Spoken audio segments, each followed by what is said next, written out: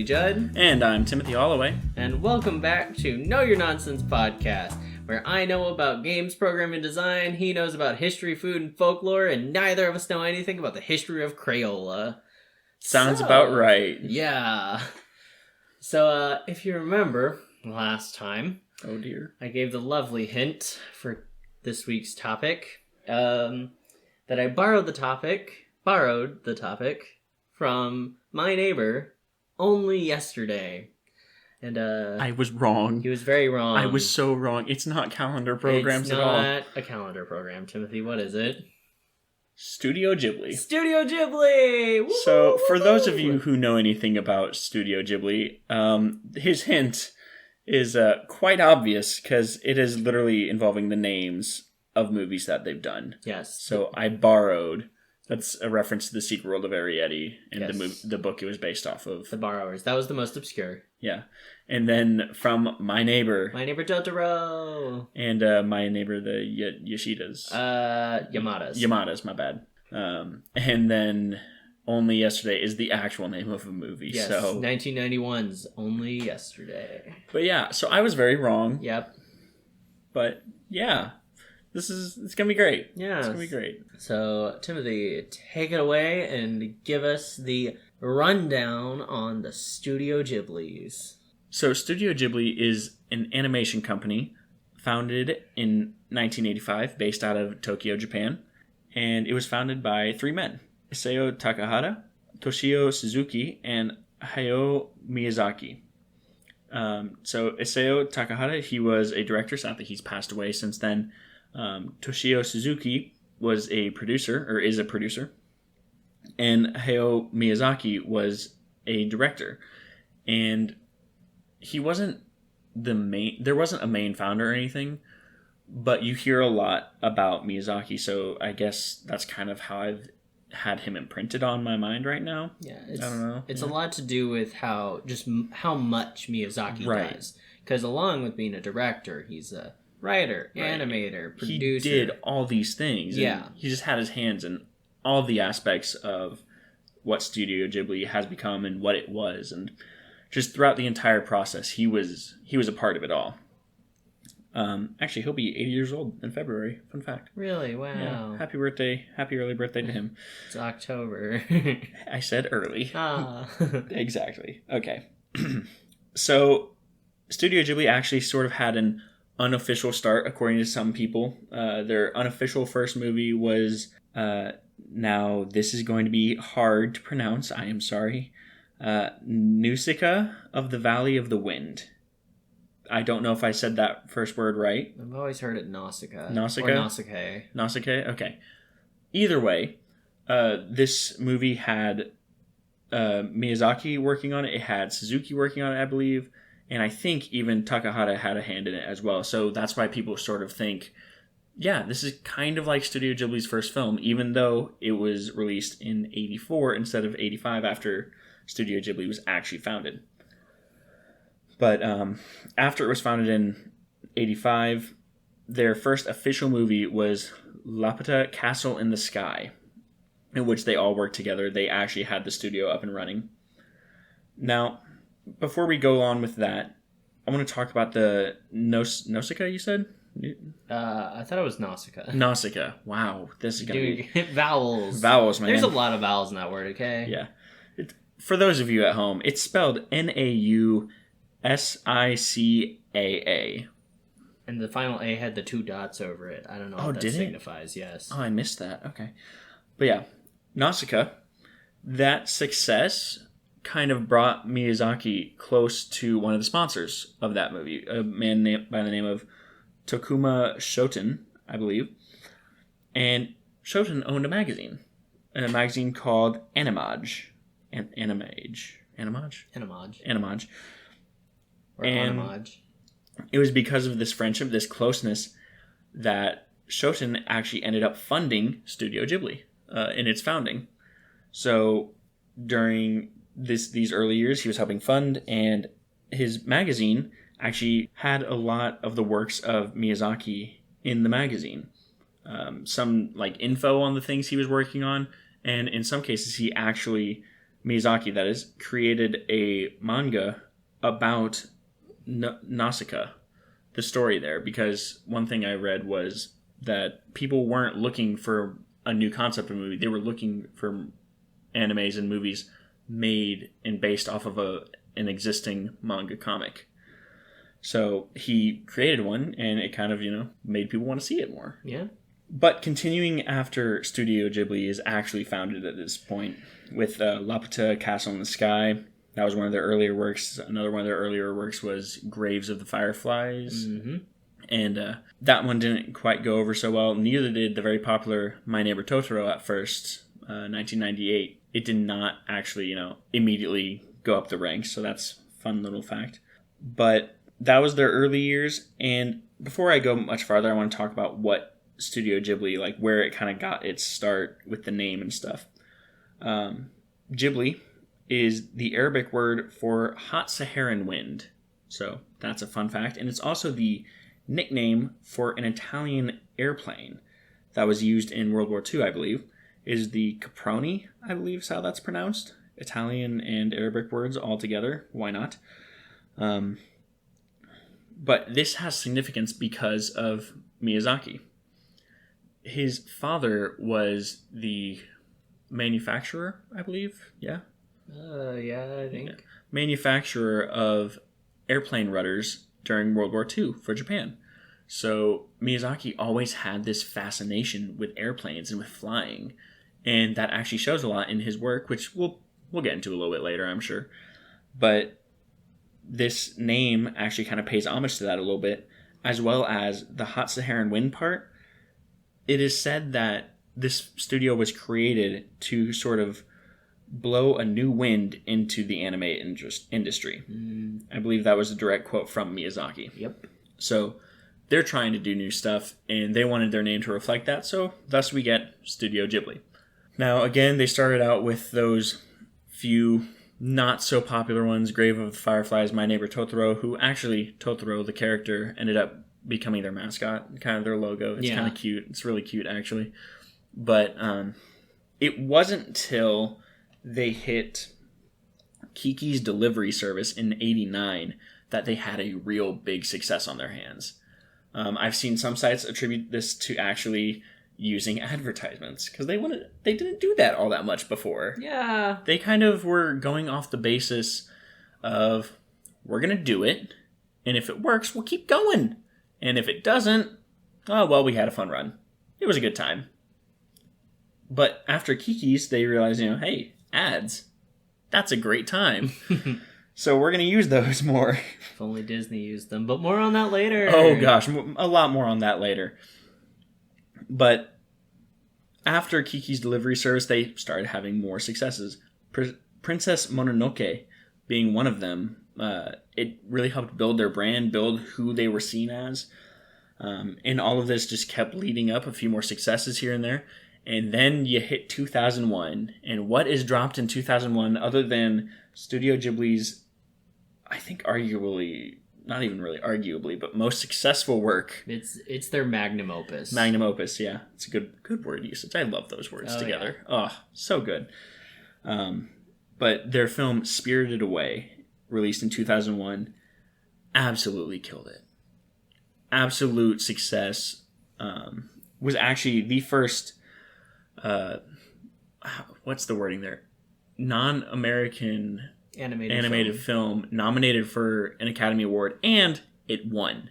Yep. The first non-American animated film to win and to even be nominated. Yeah. And since there's only been, what did you say earlier, 3? Maybe. That's rough knowledge that I can remember. Right. But just some more perspective. Spirited Away is the single highest grossing movie to come out of Japan. It's a big deal. It is a big deal. But that's in Japan. What about in the U.S.? Again, we'll touch on that later. It's fine. Everything's fine. I hope you can tell how much Riley is really ready to talk about this. He's saving it just for me. And I kind of appreciate it. Yeah, because I know you want to rant about it, and also, I don't understand it well enough. I tried, but we'll get to that. It'll happen. So after their successes and they were growing bigger and bigger, another thing that happened in 2001 was the opening of a museum, a Studio Ghibli museum in 2001. So they've been having that, and they even have original short films showing in the basement of the museum a lot. And one of the videos I watched about the museum was talking about how Miyazaki was told, yeah, you're looking for a museum, dark lights, nice and chill and everything. And Miyazaki was like, yeah, screw that. And he made it geared towards children, nice and bright and fun. And it really looks like a fun little place. Like, you walk up and there's a big Totoro in the window, and there's just all this beautiful scenery and, like, bits from their movie. There's a robot on this roof. It's really cool. But yeah, the museum is just a fun little thing that they did on the side almost. Throughout all this, Studio Ghibli has been operating under very, I guess, traditional circumstances is a way to put it. Hand-drawn, everything. Oh, yeah. I mean, there's very little CG. Yeah, anytime computer-generated images would be used, it was always used in service of the 2D animation. It was never to be the forefront. Right, never at all. Like, little sidebars that are happening here and there, and it's the CG, and then the forefront is this 2D animation done by hand. It's really, really impressive. But this is how Miyazaki operated, and he operated his shop pretty normal for anime industries. You hire people on for a movie, they work on it, and then when it's done, everybody's done. Pull the plug, cut the cord. Yeah. Everybody goes home. And this caused a few problems for his workers, because the way animation industries would kind of run things was you were paid by the amount of pictures you got done. And when you have a big team and you're dividing everything up, only doing one movie at a time usually, because you don't want to get too many people, but you also need to get stuff done. That really spreads out the number of pictures that everybody is drawing, so his workers were really kind of underpaid for a while. But Miyazaki actually decided, you know what? We're gonna put these guys on salary. They have a fixed rate that they will earn. And yes, it doubled their cost, but it made things a lot easier on the workers there. And it was really cool when he did that. And while these guys were, working on these stories and everything, there is a certain way that Miyazaki would run things, which even apparently he himself has said, this is a bad plan. Almost always, the story is not finished before they're working on the movie. Nope. So, like, they would have a little idea for it, and then Miyazaki would just go ahead and start working on the storyboard. Story's not done. It was a little more than a little idea. He would be writing the script. Okay. So we'd be getting the script. But generally, you're going to get a script down, and then with that completed script, you decide whether or not you want to make the movie. Right, yeah. And that's not how he did things. No. Like, Spirited Away is infamous for that. He had the idea, and he had a lot of scenes, and he had a lot of ideas, so he knew he had enough to make a movie. And so, before he had finished writing the script for Spirited Away, they were just going to the races. Yeah. I mean, hey, it worked out, I'd say. It really did. Considering, what was it, highest grossing movie in Japan, you said? Yeah. Lots of money. Lots of money. But yeah, so that's just another little fun tidbit about the fun way he ran things. We mentioned a little bit they're not using CGI. Is that a good way to put that grammatically? I don't know. We don't know English. They're not using much CGI. Right, yeah. They're not making CGI movies, that's for sure. No, not at all. Well, not at the time. Yeah. More on that later too. Miyazaki, he just kind of didn't like it at all, and so he would avoid it as much as possible until a certain John Lasseter with Pixar Studios shows him the Lamp short Luxor Jr. and Red's Dream, the little short about the unicycle who wants to juggle and perform.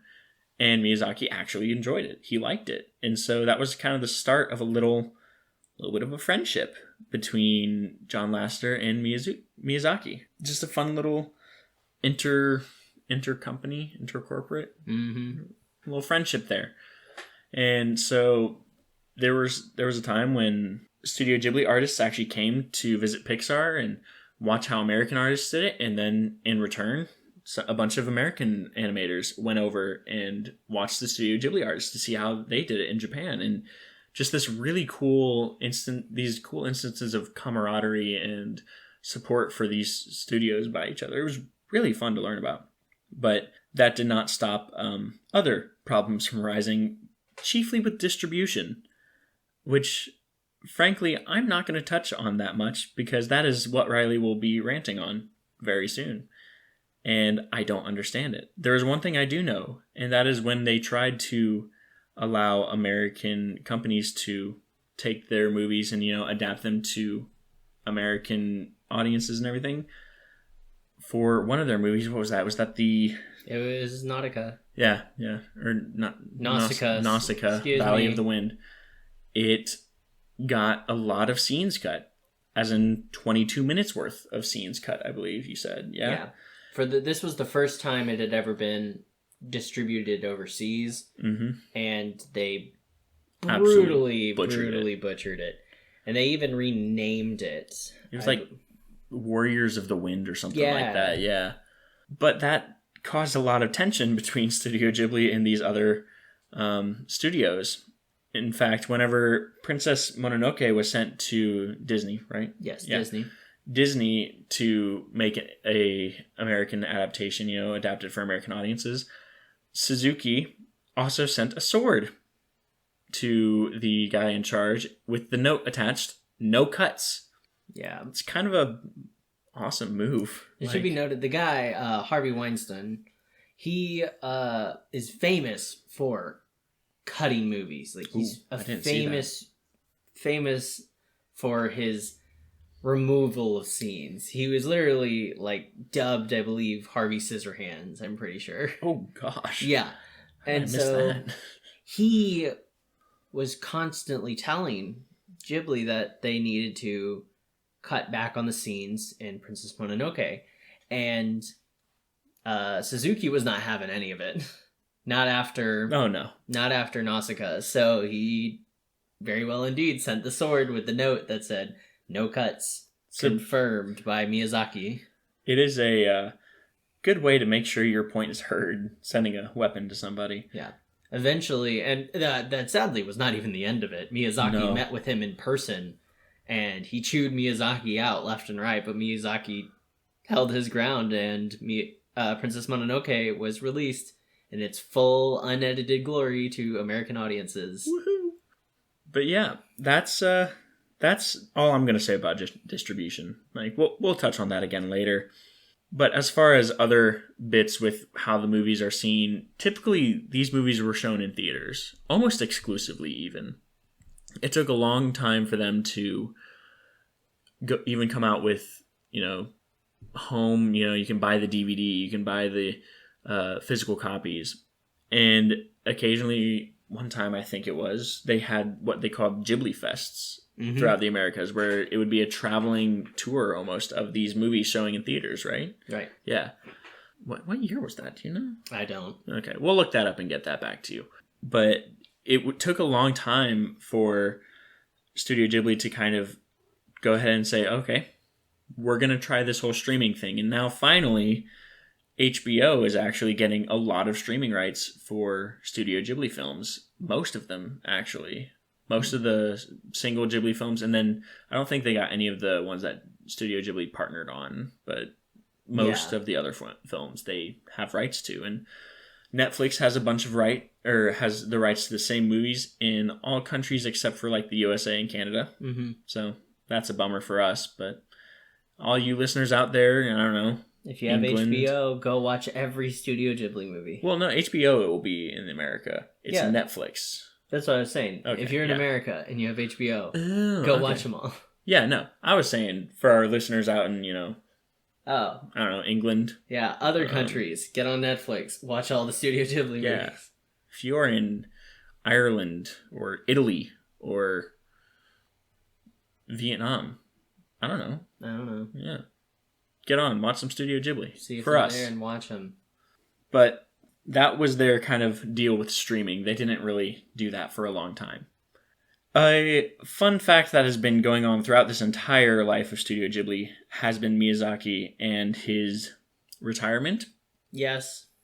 And I should actually say retirements, plural. Plural. Because he has retired many times. I think the last number I saw was 6. And he just kind of can't stay away. Nope. One time he retired just to retire and came back to be head of the office, which he kind of was already. Mm-hmm. Another time he left and started another studio and then came back. And this was just kind of the pattern. Mm-hmm. Miyazaki would just leave and then unretire himself and just come back to the studio to help out. And he's still helping out at the museum, working on those short films, I believe, and kind of helping the museum keep going. I think the most recent time I heard he came out of retirement was for his last film, which was Wind. What's the one about wind? The Wind Rises? The Wind Rises. That's right. Miyazaki's his final movie was called The Wind Rises, and it is about a Japanese plane maker in World War II in that era. So kind of controversial for American audiences just because we were on opposite sides of the war. But from what I hear, it is very beautiful. It is absolutely beautiful. And it really encompasses his love for planes and his love for all of those things. Well, I'm going to make an amendment to that because... Oh, yeah? Shocker, he's out of retirement again. He's actually working on another quote-unquote last movie, which is How Do You Live? Based on a Japanese novel of the same title, which is scheduled to be released somewhere in the 2021-2022 range. Wow, I am so very surprised. Can you tell from my voice? He's not done yet. What the heck, man?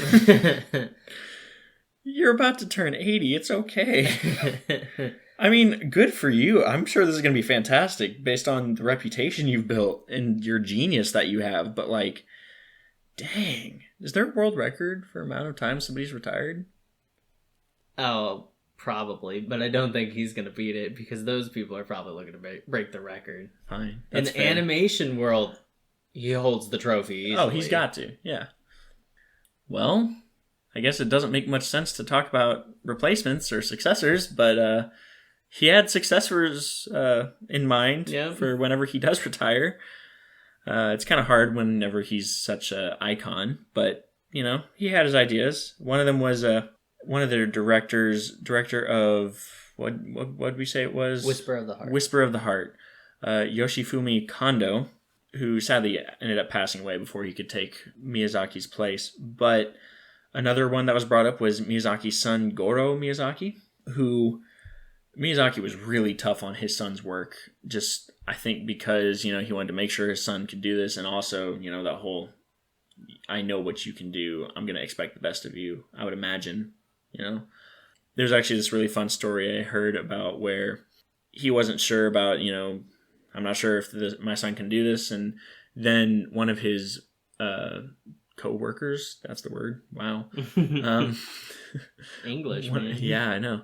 One of his co-workers showed him the poster for the Earthsea movies that they were doing that his son had done. And it apparently left him speechless, which doesn't sound like an easy thing to do to Miyazaki. So that kind of, you know, helped him realize, okay, maybe he can do this.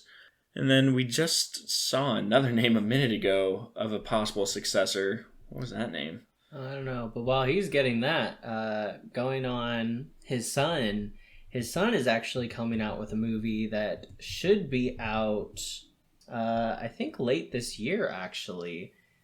Earwig and the Witch, which is actually going to be Studio Ghibli's first CGI animated movie. There it is. So they're breaking into it. Yeah, he got his father's blessing for it. His father said, you know, if this is what you want to do and if you think you can do it, go for it. So be on the lookout for that, because that, whether it's good or bad, is a groundbreaking movie, being the first Studio Ghibli movie to be made in full CGI animation. Yep. Okay, and also that last name I was looking for is Mamoru Hosoda. Apparently very popular animation director, kind of seen as the successor to this source says now retired, and we know that's not retired anymore. Mm-hmm. Hayao Miyazaki. So, or Hosoda may be the possible successor. But yeah, that is all I got. The thing about the 3D project was the last thing I wanted to mention there. So, yeah, No, that sorry. is. I stole your thunder. That's fine. That's fine. You know more about it than I do. I was gonna have to look up the name of the show, the movie. So, that is Studio Ghibli in a nutshell. They're pretty good. Yeah, I know there's some stuff I missed, so please fill me in. First we're gonna tackle the distribution. Oh gosh, because that's the fun stuff. Because as anime-styled animated movies go, they're hard to get in America. Like, they usually don't get theater releases. They're hard to come by on DVD. So, its distribution in America is a tricky thing. Oh yeah, and so such is the case with Studio Ghibli. Now, as we kind of touched on, Studio Ghibli has a rocky history when it comes to distribution. They gave distribution rights to one company for their first movie, Nausicaa of the Valley of the Winds. They gave it to Manson International, who, as we said, took 22 minutes off of it and, gave it a new title like Warriors of the Wind. No, this did not sit well, and so now, for quite a while, people had been trying to get Studio Ghibli rights, but Suzuki was not giving them. Right. I don't blame them. No. I mean, Disney finally came, and they came with the caveat that we will not edit the films. And this allowed Suzuki to finally relent and give them distribution rights to, first, Princess Mononoke. And good old Harvey Scissorhands came in, got shut down, and then John Lasseter eventually took it up because of his love for Miyazaki and his style of animation and his movies. So it became a better relationship. However, Disney didn't exactly know how to market Studio Ghibli's movies, because Studio Ghibli doesn't really fall under any real brandable umbrella, because the movies are pretty well made for all ages. So they don't really fit into any American genre. So it was very hard for Disney to think of how to advertise them, so they kind of didn't. Yikes. Yeah. So to give some context, Spirited Away, right, like, as we said, the single most successful animated movie to come out of Japan, it made $10 million in the US. Yikes. That's a bit low. That's a lot low, actually. For context, just to give you some context about how much money this didn't make in America, Cars, considered to be one of Pixar's weaker movies. I think I read it's about $300 million dollars in America. Yeah, I think that was right. Yeah. Yeah, so 300 million in America versus Studio Ghibli's Spirited Away, their magnum opus, is 10 million in America. Not good. And this trend kind of continued. They just had no idea how to market the movies. And so eventually there's a few that they were like, okay, we can market this one. We can make this one work. So a good example of that is Ponyo, which I distinctly remember seeing advertisements for. And that was because Ponyo was very kid-friendly. Miyazaki tends to, he picks a very specific target demographic. Right. Age range, something like that. So these are the people who are meant to really feel like the heroes when they watch this movie. And Ponyo was for very young children. We're talking 5-year-olds. And that's, around the age of the main characters. And it was a loose version of the Little Mermaid story. It's not exactly that. It takes its inspiration from other stories, but it very similarly looked like the Little Mermaid story. You have a character who lives under the sea, and she sees the human world and she wants to be a part of the human world, so she turns herself human. So very similar. Another example is The Secret World of Arrietty, which was another one that Disney was like, okay, we can market this one. That one was about tiny people who would live in the walls, and they would, borrow little bits and pieces of things from the humans, hence the term borrowers. The book it was based off of. Yeah, the book they were based off of. They would borrow things for their livelihood. Also able to be marketed. Those two, Ponyo and Arrietty, those were the two highest grossing in America of Studio Ghibli's movies. Not the highest grossing of their studio, but in America they made the most money.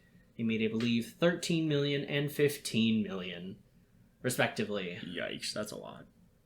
It's a lot not made. Yeah. It's fine. So, eventually, Disney and Studio Ghibli parted ways because they just couldn't really see eye to eye on these distributions. So, in 2017, G-Kids got the home distribution rights from Disney for Studio Ghibli's movies. So, for the DVD releases, G-Kids is who it goes through now. But, as we mentioned, Studio Ghibli was not a fan of any sort of streaming service, but they relented. It was either this year or last year. And they finally allowed streaming distribution rights to be given out. Netflix got it for most regions, and HBO Max has it for America, which is a big deal because these movies are not easily accessible outside of, Japan and, regions nearby. So it's a good thing to see that these films are finally getting a chance to be able to be viewed by American audiences because they are very influential in the world of animation. So just something like I kind of hoped you were going to touch on, you didn't. Like these movies, Studio Ghibli movies, were kind of the Japanese version of Walt Disney's movies. Like both Walt Disney and Miyazaki, kind of, they were both fighting to make their respective animated fields respected in the world of film, because animated film was not always, and still to this day is not really, respected as good film. That might sound weird, but like to film people, it's like, oh, that's for babies. That's not for us true film audiences. And Disney and Miyazaki resented that. And so Studio Ghibli in the East cultures was also fighting for respect in their industry and just trying to show what an animated movie could be, which they have by far succeeded at. Oh, yeah. Like John Lasseter... From what I've seen. Oh, yep, they have. Much. John Lasseter himself has mentioned how Pixar would often, when they were stuck on a scene, play a Miyazaki movie to get inspiration. So all your Pixar favorites have parts that have been inspired by these movies. So that's cool. I did not know that. Yeah. That's super cool. Yes. So that's Studio Ghibli. Yeah. So wait, so that's all you had to correct? Yeah, pretty much. I don't think there was any... He did good on his research this go around. I did not think I was gonna get that little of a correction, so I'm happy. Yeah, no, he went hard. I guess just any other caveat, there's about 22 major Studio Ghibli movies, not including collaborations, not including short films. Right. So, other than that, you nailed it, dude. Yeah. Which I guess now is a good time I should say I've never actually seen any Studio Ghibli film. He told me that, and I just about had a heart attack. We're already planning the marathon. I told him that today, and now, granted, I haven't seen them all. Like I've never seen Only Yesterday. I think my most egregious non-see is I have not seen Princess Mononoke, which is awful. But to not have seen any of them, like... I at least know what they are, I guess. Like, everybody's... If you haven't seen Spirited Away, you've seen My Neighbor Totoro. If you haven't seen My Neighbor Totoro, you've seen, Ponyo or The Secret World of Arrietty. You've at least seen one of them. Oops. I at least remember them being advertised and everything. Like, I remember when Ponyo came out. I remember it was the younger siblings of, big Disney Channel stars at the time. Yes. That's what I would watch. And I even remember seeing ads for Kiki's Delivery Service on one of our old VHSs. We talked about this before, in the pre-meeting. And I just have never gotten a chance to actually watch any of these. It's terrible. But that is Studio Ghibli, yes. And when we come back from a quick break, we will talk more and we will discuss more. So we will be right back. Right back. Bye-bye.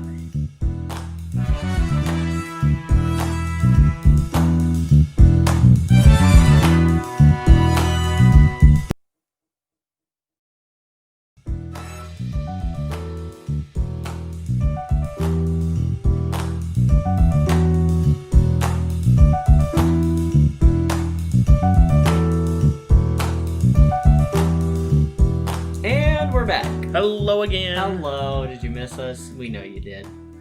So, back to the discussion on Studio Ghibli. Studio Ghibli. So, Timothy. Yes. What did you find most surprising in your blank slate of a mind's research? Wow, that was a very interesting way to put that. I kind of like it. Thanks. Yeah. I don't know. Sorry. Okay. What I found most surprising was probably how not popular they were at first. That mindset we mentioned earlier about how it was kind of, if it works, then we'll keep going. If not, then we had a good run. And how that was even a necessity. How that was even necessary. Mm-hmm. Because, like I mentioned, I grew up hearing about these movies. I grew up hearing about how popular they were and everything. I just never would have guessed that it wasn't like that, like, especially with some of the ones that we researched that were so popular, like My Neighbor Totoro and Spirited Away. Well, Spirited Away, that one kind of was. Well, okay, true. Yeah. Okay, My Neighbor Totoro just did great. Nausicaa, The Valley of the Winds. That one, yes. Okay. Well, even that one was semi-successful, but not the point. Well, they were all successful later. True. But I just did not realize how not successful they started as. Yeah, and that really plays into kind of the history of animated film. So I'm pretty sure it was the case overseas as it was here, but animated film was not taken seriously for a long time. It was kind of considered just fluff. It's just little short things. You don't make movies out of animated film. You make movies. You don't animate them. You have actors. Right. And so, you had to really push to make your way in the animated industry to try to make people see that, hey, these are good movies. Like, we are making something that's worthwhile here. And so that was a really hard thing to push. So because of that and because of the mixed America, like, Studio Ghibli is doing wonderfully now, namely in Japan, where their headquarters. Everybody loves Studio Ghibli. But mix that, like, kind of slow start and the slow start to animated film, which is a fight that is still going on in film circles today in America. You end up with people, like, kind of how you mentioned, I've heard of Studio Ghibli, I've heard of Spirited Away, I've heard of My Neighbor Totoro. I haven't seen any of them, though. Right. And so it leads to a rough limbo, which is very, very sad. So what was something that you thought you knew but were wrong about, or what did you find that was new, anything along those lines? What was something for you? So definitely, I've touched on this already, but just how little money Studio Ghibli movies have made in America. Oh yeah. Like, it's obscene how little money these incredible movies have made.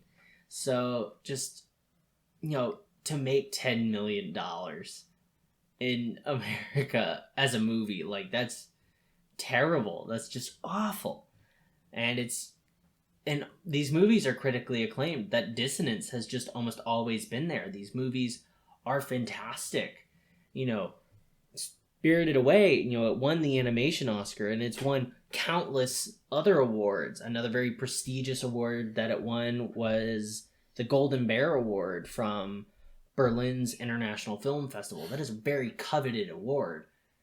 And they're just not making any money. And it's just, how? It's so sad. It's so sad. Hopefully the streaming, being able to stream them now, that may be able to remedy it. It might be able to bring Studio Ghibli movies into the hearts of Americans. Let's hope. Yes. Go, if you have any access to a Studio Ghibli movie, go watch them. Watch Spirited Away. Watch Princess Mononoke. Like, look up a, Studio Ghibli much watch list and get yourself some good knowledge and get out there and watch yourself some good movies, because they're all so good. Now, was there anything that you couldn't find that you wanted to find? Yeah, just a little bit. And it might have just been, me not looking in the right place. But I wanted to find more of the inspirations for some of these movies. Mm-hmm. Or maybe just understand them better. Okay. Because a lot of them, like, we already mentioned how The Secret World of Arrietty was inspired by The Borrowers by Mary Norton. Yes. That book. And that's not the only one inspired by a book. When Marnie Was There, that was a book of the same name by Joan G. Robinson. Yeah? Yeah. Something like that. Sure. Yeah. Howl's Moving Castle, again, a book by the same name. Diana Wynne Jones. Kiki's Delivery Service. Tales of from the Earthsea. Grave of the Fireflies. All of those were all based off of books, and that's where they got those stories. Sometimes it worked for them, sometimes it didn't. Mm-hmm. But I'm wondering about the others that weren't based off of books. So, like My Neighbor Totoro. I know that there was a lot of Shinto iconography and kind of like belief systems in there. So it might be a bunch of those myths, a bunch of those beliefs providing a movie. Same with Spirited Away. But I was really looking forward to learning more from that, and I just didn't find it. Yeah, I don't have any grand answers, as sometimes it was just where the movie went. It's just where, namely Miyazaki wanted to take it. There's a famous scene in Spirited Away where the main character, Chihiro, she pulls a bicycle out of a river spirit side, and people have made connections to this and that and mythology and folklore. And they asked Miyazaki about it, and he's like, "Oh, I cleaned a river once, and I pulled a bike out. And I pulled a bike out of it." I saw that interview or whatever. And once they got the river clean, the fish came back, and he's like, "That's why I added the scene." And so sometimes, there isn't a big thing behind it. It might be as simple as that, or maybe there was no real major inspiration behind it. Yeah. Another example from Spirited Away is a minor character, the radish spirit. Why is he what now? The radish spirit? It's a spirit of radishes. Why is he there? Sounds rad. Yeah. A little bit. Radish. Stop. Oh, everything hurts. You're welcome. But, he could have made that spirit anything, and he chose the radish spirit. Why? There might not be any particular reason. Yeah, okay. That's really cool.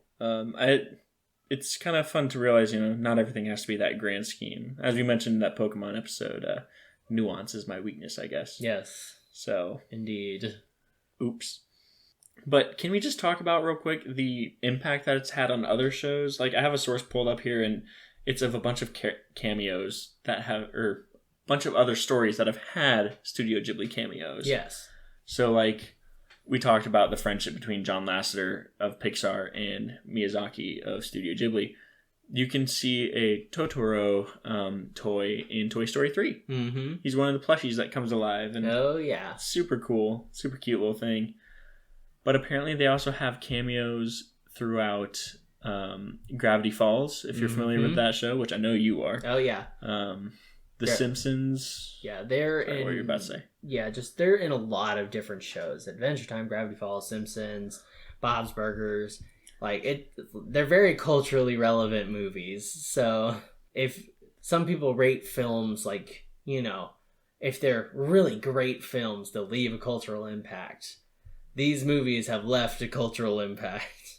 Yeah, definitely so it seems. And I guess I'm just going to have to watch some of them so I can catch some of these. Everybody, if you have not seen a Studio Ghibli movie, please go out, find yourself Spirited Away. Be prepared for it to be a little weird, but yeah, that's for sure. fine. If you need a more normal one, And My Neighbor Totoro is pretty tame. That's a good one. That's what I've heard. And I hear it's very wholesome. Yeah. Princess Mononoke is a more normal one. Far more intense, but more normal. Okay. Did not look it from the pictures I saw. Looked kind of crazy. Oh, it's nuts. Okay, if you want a nice cute one, The Cat Returns. That's a nice underrated cute one. Okay. Fluffy cat Cats. cuteness. But yeah, was there anything that you wanted to find more about?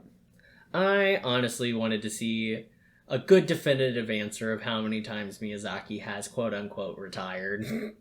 Because you're throwing out the number 6, and I'm like, I want to know where you got that, because everybody's like, oh, it depends on what you count as retirement, because, oh, I'm going to retire, but I'll do short films. Oh, I'll retire, but I'll still be working. Oh, right. I'll retire, but I'm going to do a movie. You start to wonder if it's one of those, like, running jokes. It's like, that's it, I'm retiring, you know? Too much crap at the office. Yeah, because, I mean, he retired as early as Princess Mononoke, 1997. He was, quote-unquote, retired before making the magnum opus that is Spirited Away. He actually came out of retirement in that case because he went on a trip with a coworker, and his coworker had a 10-year-old daughter, and she had friends, and they were just so disengaged with everything. I remember seeing that, yeah. And he was just like, why? Why are you all so disengaged with everything? But that got him thinking, if I were to make a movie for the hero to be a 10-year-old girl and about what a 10-year-old girl might hold near and dear to their hearts, what would my film be about? And once he gets an idea in his head, I guess he can't just not make a movie, so... I guess, which, respect, man. That's awesome. And I guess it could be kind of mentioned, Miyazaki as the feminist icon. Oh, yes. It's kind of a running gag. Just, he often has female characters who are the leads who don't fall in love, which might be another reason, especially early on in their partnership with Disney, they struggled to find a way to market it, because that just wasn't what was being presented to people. No, yeah, it was very different. Yeah. Like Spirited Away, the main character is a young girl named Chihiro, who, while she does get a male companion in the movie named Haku, they don't fall in love by the end of the movie. They're just friends. You could maybe see some little bits of romance in there, but it's by far from pulled to the surface. From what I heard and what I read, it's negligible at best. Yes. It's one of those things like somebody could write a fan fiction about the future. That's about it. Yeah. And, sometimes you don't even get that. In My Neighbor Totoro, the main characters are two sisters, and the guy in the movie is Totoro. It's the giant bear. So is that a bear? It's the best approximation you're going to get. Bunny bear. Yeah, because it's got the ears. But just... It looks like the thing from the Sonic games. What?